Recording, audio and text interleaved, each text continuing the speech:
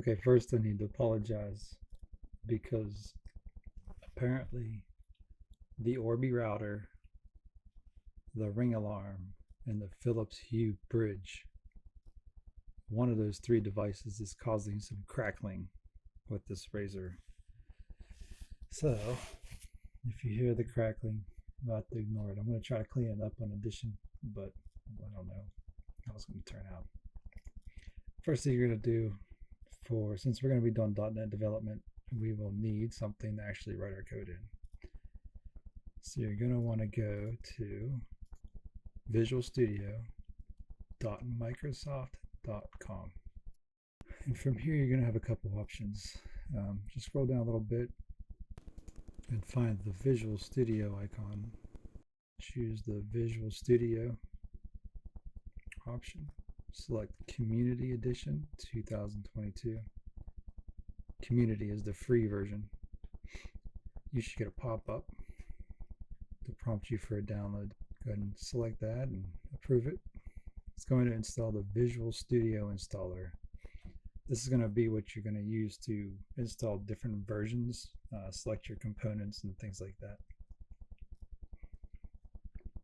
Now for us, we're going to be doing web development or maybe desktop development. It's going to depend. Probably going to be doing web development.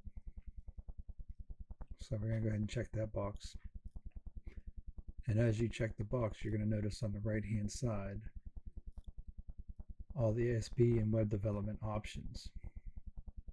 So included, you get the .NET framework, all the prerequisites, some optionals. We're just going to go ahead and with what the defaults are and go from there. And go ahead and click .NET Desktop Development, and then the same deal on the right hand panel is going to show you what's actually getting installed. We got all these other options, but for now we're just going to choose these two things. We are going to want to change the location. Well, you might not want to. I typically do. So if you have somewhere where you're installing your applications, like for me, I have my apps drive is on the E drive. I'm just going to swap it over to E. But if you want to just download to the C, if that's where you dump everything, that's fine. And the same with the cache and the shared components. I keep those all in the same folder. Just makes it easier. So if I already have this installed, so I'm going to do test. So it's easy to remove.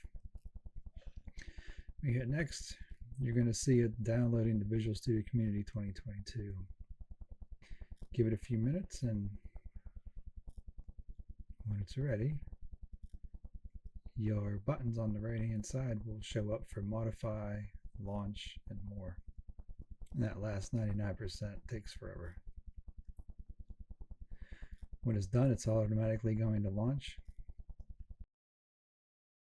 You can close out the Visual Studio installer if you want to. We won't be needing it anymore. And there's Visual Studio 2022.